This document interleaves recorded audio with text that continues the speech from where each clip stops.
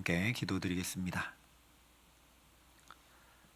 아버지 하나님, 오늘도 이 첫 시간 먼저 주께 나아오게 하여 주심을 감사합니다.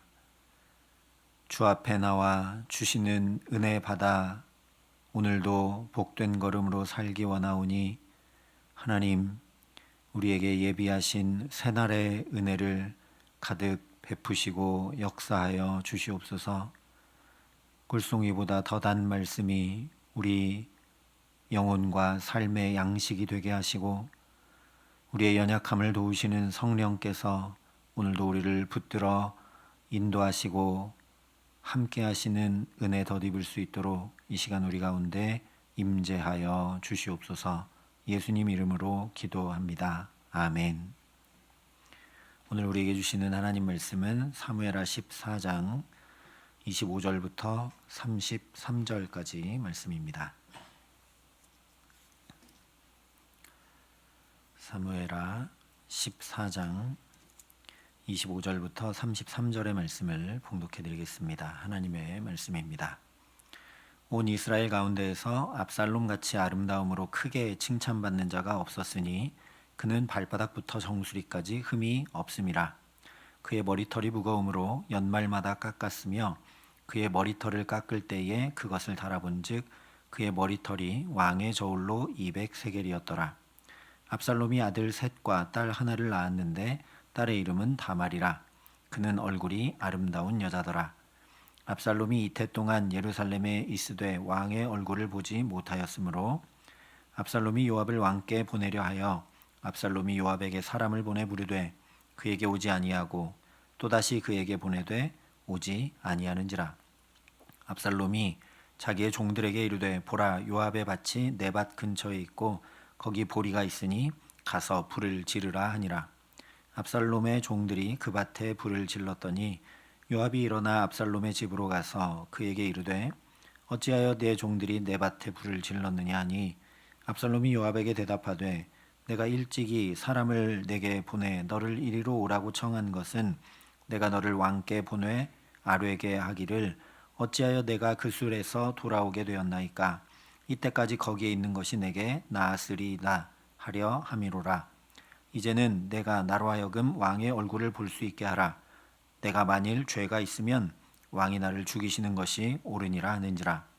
요압이 왕께 나아가서 그에게 아뢰매 왕이 압살롬을 부르니 그가 왕께 나아가 그 앞에서 얼굴을 땅에 대어 그에게 절하매 왕이 압살롬과 입을 맞추니라. 아멘. 사무엘하는 사울로 인해 무너진 왕권의 재구축, 그 이야기를 통해 하나님 나라를 구축하고 세워가는 이야기를 말씀합니다. 이 맥락에서 오늘 말씀 역시 반면교사로 압살롬의 엇나간 모습을 전해줍니다. 압살롬처럼 해서는 하나님 나라가 세워지기는커녕 점점 더 무너져 가고 마는 것을 보라는 거죠. 지난 시간 살펴본 것처럼 압살롬은 물론 왕으로 인정받을 만한 아주 좋은 장점들을 지니고 있었습니다. 그러나 하나님을 붙드는 것이 아니라 자신의 왕권을 향한 욕망과 자기가 가진 여러 장점, 매력, 능력들을 붙들고 나아갔습니다. 압살롬은 하나님께서 타고나게 하신 그 장점들이 자기 것인 줄 알고, 그러니까 내가 얼마든지 또한 마땅히 왕이 되어야 한다라고 여겨서 형 암논도 죽여 없앴고 그 술로 도망했지만 나는 당연히 왕 될 만한 자격이 있고 그런 사람이니까 당당하게 또 예루살렘으로 돌아왔고, 오늘 말씀에서는 요압의 밭에 불을 지르면서까지 왕좌를 차지하려고 하는 모습을 보입니다. 결론부터 말씀을 드리면 이런 일련의 모습들은 사사기의 삼손을 떠올리게 하는 것들입니다. 성경은 이 압살롬의 모습들에서 삼손을 떠올리게 하므로 압살롬이 어떤 패망의 길을 걷게 될지 알려주고 있는 겁니다. 삼손도 하나님께서 주신 능력을 자기 힘인 줄 알고 그 힘 가지고 하나님의 뜻과 계획과 상관없이 자기 마음대로 원하는 바대로 행했었습니다. 그래서 오늘 말씀을 보면 그런 삼손의 모습이 그대로 압살롬의 모습에 비춰 보입니다. 일단 삼손의 능력과 나실인 구별의 상징이었던 그 긴 머리털처럼 압살롬도 머리털이 그의 아름다움의 상징입니다. 그래서 26절에 그의 머리털이 무거웠다. 그리고 그 머리털을 연말마다 깎는데 저울로 달아보면 200세겔이었더라 얘기합니다. 1년에 한 번만 머리를 자른 것으로 볼 때 압살롬은 긴 머리를 휘날리면서 돌아다니기를 좋아했을 것으로 여겨집니다. 왜냐하면 그 긴 머리가 압살롬의 외모를 더 돋보이게 했을 것이기 때문입니다. 또 30절에 보면 요압의 밭에 압살롬이 불을 질러 버리는데 이런 모습 역시 삼손이 여우 300마리를 잡아서 꼬리에 횃불을 달아 블레셋 사람들의 밭에 불을 질렀던 것과 마찬가지입니다. 그때 삼손은 장인이 약속을 어긴 것에 대해 분노를 그렇게 표출했습니다. 오늘 마찬가지로 압살롬이 망명해서 그술에서 돌아온 지 꼬박 2년이 지났는데도 아직도 다윗 왕의 얼굴을 보지 못한 채 가택연금의 수준으로 방치되어 있었기 때문에 요압의 밭에 불을 질러서 그 분노를 표출하고 있는 겁니다. 자기를 예루살렘으로 돌아오도록 한 장본인인 요압이 그렇게 돌아오게 했으면 나를 다윗 왕 앞에 데려가고 아련할 수 있도록 주선해야 되는데 안 하고 있으니까 처음부터 이렇게 불 지른 건 아니고 2번이나 사람을 보냈는데 아무 반응이 없으니까 이제 불을 질러버린 겁니다. 아마 그술에서 예루살렘까지 거리가 약 200km 정도 되니까 그 길을 지금처럼 뭐 차 타고 온 게 아니니까 몇 날 며칠 이렇게 동행하면서 이제 돌아가면 내가 어떻게 왕세자로 복권이 되어야 할지, 다음 왕위를 어떻게 이어나가야 할지 아마 요압과 이야기했을 것이고, 특별히 그 일에 요압이 다윗과 압살롬 사이에 모종의 역할을 하기로 약조했을 것이 분명합니다.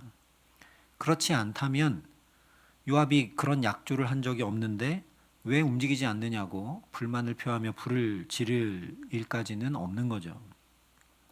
그래서 32절을 보면 압살롬이 왜 그렇게 불까지 질러 분노를 표출하고 요압을 호출했는지 이렇게 얘기합니다. 내가 일찍이 사람을 내게 보내 너를 이리로 오라고 청한 것은 내가 너를 왕께 보내 아뢰게 하기를 어찌하여 내가 그술에서 돌아오게 되었나이까. 이때까지 거기에 있는 것이 내게 나았으리라 하려 함이로라. 이제는 내가 나로 하여금 왕의 얼굴을 볼 수 있게 하라. 내가 만일 죄가 있으면 왕이 나를 죽이시는 것이 옳으니라. 이 말에서 압살롬의 목적이 무엇이었고 왜 불을 지를 만큼 분노했는지 적나라하게 드러납니다. 압살롬이 다윗 앞에 나아간다는 것은 곧 왕자로서 왕위 계승자로서 지위를 회복한다는 의미이기 때문이죠. 그런데 그술에서 돌아와서 2년이 지나도록 왕의 얼굴 한 번 볼 수 없이 이렇게 지내고 있었기 때문에 자기는 돌아온 단 한 가지 목적이 왕이 되려는 것인데 그 목적을 달성할 수 없으니까 차라리 그냥 그술에 남아있는 것이 나았을 것이다 이야기하는 겁니다. 더 나가서 왕이 그렇게 암논을 죽인 것 때문에 이렇게까지 나를 박대하는 것이라면 차라리 죽이지 왜 나를 살려두고 이렇게 박대하며 대하느냐 불만을 토로합니다. 이것은 여전히 압살롬이 나는 옳다라는 주장을 하고 있는 거죠. 아니 암논이 먼저 다말을 범한 것 아니냐. 그런 암논의 심각한 죄를 다윗은 덮고 침묵해버렸기 때문에 그 다음 피해 보복자로서 나는 정당한 일을 행한 것이다 라는 주장인 동시에 그런 의롭고 정당하게 일을 행한 나를 박대하고 있는 다윗은 지금도 잘못하고 있는 게 분명하다라는 얘기입니다. 또 이렇게 지낼 바에야 나는 죽임당하더라도 다윗 왕 앞에 나가야 되겠다 라는 압살롬의 들끓는 야욕과 반드시 나는 왕이 되고야 말겠다는 굳은 의지를 보이고 있는 거죠. 그렇게까지 하니까 다윗을 향해서도 자기 마음대로 정치적 압박을 가했던 그 강한 요압이, 심지어 압살롬이 연거푸 불렀는데도 2번이나 전혀 답하지도 않고 반응조차 하지 않았던 이 요압이 이번에는 어쩌지 못하고 다윗 왕에게 나가 압살롬을 불러달라고 요청합니다. 제가 요압이었어도 다윗 왕 앞에 나가 이 얘기하기 너무 어려웠을 것 같은데, 압살롬이 얼마나 강한 의지와 욕망과 뜻을 보였으면 요압이 이렇게까지 했을까 하는 거죠. 그러나 이미 압살롬의 모습을 삼손을 통해 비추어 준 것처럼 삼손도 자기가 원하는 바를 자기 힘 가지고 이루려고 했지만 그렇지 못하고 2눈이 뽑혀 블레 사람들 앞에서 맷돌 가는 처참한 신세가 됐듯이 결국 압살롬도 원하는 바대로 이루지 못합니다. 33절에 보면 요압을 독촉한 결과에 대해서 요압이 왕께 나가서 그에게 아뢰매 왕이 압살롬을 부르니 그가 왕께 나아가 그 앞에서 얼굴을 땅에 대어 그에게 절하매 왕이 압살롬과 입을 맞추니라.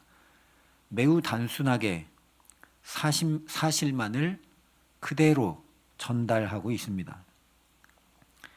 다윗의 매우 차가운 반응을 드러내 보여주고 있다는 겁니다.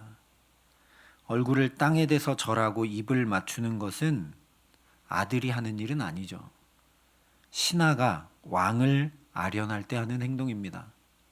즉 압살롬은 분명히 원하고 이루고자 하는 목적이 있어 왕 앞에 나갔지만 다윗과 화해하는 데 실패할 뿐 아니라 왕세자로서 지위를 회복하기는커녕 오히려 여러 신하들 중에 하나로 대우받는 관계뿐인 것을 더 분명하게 확증받고 말았습니다.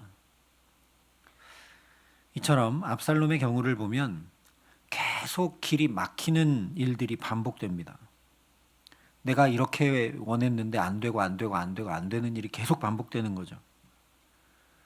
그러면 우리는 자연히 멈춰 생각하게 되지 않습니까? 그리고 믿는 우리는, 하나님을 아는 우리는 그러면 하나님의 뜻이 어디 있는가 한 번이라도 좀 묻고 살피게 될 것입니다. 모세도 자기가 구원자가 되고자 나섰지만 오히려 살인자의 낙인이 찍혀, 게다가 같은 동족 히브리인들에게 외면받아 도망하게 되었을 때 겨우 3년이 아니라 40년이나 이 일에 대해서 숙고하고 하나님 앞에 기도하며 열망했습니다. 왜냐하면 나이 40에 하나님이 나를 구원자로 사용하실 것을 깨달아 알았기 때문에 그 일이 실패하게 되자 왜 이렇게 된 것인가, 하나님은 왜 나를 이렇게 광야에 버려두시는가 가지고 계속 고민하고 씨름하고 기도하며 열망했었다라는 거죠. 그랬기 때문에 나를 사랑하는 자들이 나의 사랑을 입으며 나를 간절히 찾는 자가 나를 만날 것이니라 한 그 말씀대로 타는 떨기나무 가운데 하나님을 만난 것이지, 그냥 모세가 도망해서 도망자 생활을 아무 생각 없이 또 처갓집에서 양이나 치면서 그렇게 생활하고 있는데 하나님을 뵙는 일이 일어날 수는 없는 겁니다. 오늘 압살롬도 이미 자신의 뜻을 이루고자 형 암논을 제거했지만 모세처럼 살인자와 도망자가 됐고, 은혜를 입어 다시 귀국했지만 다윗 왕의 얼굴을 뵙지 못했고, 요압에게 중재를 요청한 일도 연거푸 거절당했고, 결국 다윗 왕 앞에서 신하의 위치를 명백히 확인받았습니다. 이렇게 자기의 뜻과 계획이 계속 이루어지지 못할 뿐 아니라 사람에게 막히고 또 막히고 또 막히고 하니까 하나님을 모세가 그랬듯이 찾고 또 찾아 하나님 앞으로 나오라 하는 분명한 말씀이 압살롬에게 계속 들려지고 있는 거죠. 이와 비슷한 형편에 있었던 다윗은 사울 왕으로 인해 반복되는 피난길, 왕이 되는 것이 계속 막히고 거절당하고 오히려 쫓기는 삶을 살았는데, 그걸 가지고 주님 앞에 나아가 그 아픔과 괴로움을 토로하고 아뢰며 계속 은혜를 구했습니다. 그것이 시편에 여러 군데 나오죠. 그러자 하나님께서 다윗을 친히 왕으로 세우실 뿐 아니라 사방에 평안도 더해 주셨고 범죄하고 넘어질 때도 다시 붙들어 주시는 은혜도 덧입습니다. 그러니까 압살롬도 이렇게 막히고 안 되고 하는 것들 가지고 하나님 앞에 나갔으면 그의 인생은 완전히 달라졌을 것입니다. 하지만 압살롬은 하나님께서 왜 계속 막으시는가 그 뜻을 물으며 은혜를 구한 게 아니라 아버지 다윗의 용납하지 않음과 단호함 앞에 분노해서 반역할 마음을 품고 실행하여 결국 패망의 길을 걷고 말게 됩니다. 하나님은 우리가 무지하고 연약하기 때문에 이렇게 반복하여 우리에게 말씀하실 때가 많습니다. 애굽왕 바로에게도 10번이나 이적을 통해 반복하며 말씀하셨고 이스라엘 백성들에게도 선지자를 보내고 또 보내고 또 보내 말씀하셨습니다. 사실 다윗도 지금 또 후에 또 살펴보겠지만 자녀의 문제가 계속 반복되고 있으니까 이 문제 가지고 하나님 앞에 나와 해결받아야 하는 것을 또 압살롬을 통해 계속 마음을 두드려 깨우며 말씀하고 계신 것입니다. 이렇게 압살롬과 다윗처럼 분명히 알 수밖에 없도록 반복하여 말씀하셔도 알아듣지 못하는 무지하고 연약한 우리를 긍휼히 여겨주셔서 깨닫는 마음과 은혜 구하는 가난한 마음을 우리에게 주시기를 간절히 기도합니다. 우리 삶에도 분명히 반복되는 상황과 형편과 문제들이 있다면 압살롬처럼 막히고 거절당하고 그런 일들이 있다면 주님께서 나에게 강력하게 말씀하고 계신 줄 알고 속히 엎드려 은혜를 구할 수 있기를 바랍니다. 그래서 압살롬처럼 내가 그냥 애쓰고 힘쓰고 온갖 방법으로 노력해도 헛수고가 되고 마는 그런 삶이 아니라 그 연약함 가지고 또 주께 가고 또 주 앞에 아뢰고 또 주님을 의지하며 나아가서 주님께서 새 길을 여시고 주님께서 내 연약함을 붙들어 온전케 하시는 복된 삶, 내가 이렇게 하고 저렇게 하려고 했던 내 계획이나 바램과는 비할 수 없는 영광과 은총의 삶을 주와 함께 살아가게 하시기를 예수님의 이름으로 간절히 축원합니다. 함께 기도하시겠습니다.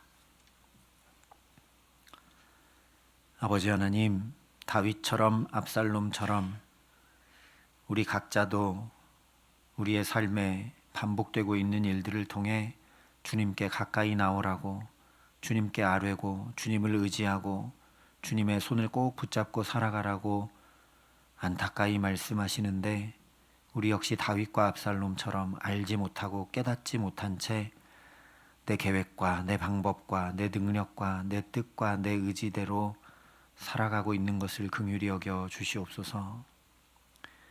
다윗의 모습이 압살롬의 모습이 곧 내 모습인 것을 깊이 깨달아 알고 속히 주 앞에 나아가 은혜를 구할 수 있도록 주의 성령으로 우리에게 역사하여 주시기를 간절히 소원합니다.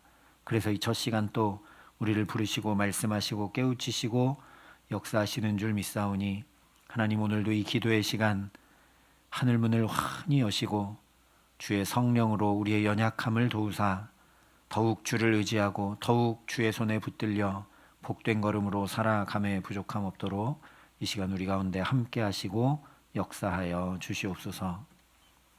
이제는 주 예수 그리스도의 은혜와 하나님의 사랑과 성령님의 교통하심이 여기 머리 숙여 주께 더 가까이 나아가기를 힘쓰고 오직 주의 손에 붙들려 살아가기를 소원하고 결단하는 여기 모인 모든 주의 성도들과 사랑의 빛교 모든 교우들과 이 나라 이 민족과 이 귀한 복음을 오늘도 세계 만방에 전하시는 선교사님들 가운데 이제로부터 영원토록 함께 하시기를 간절히 축원하옵나이다. 아멘.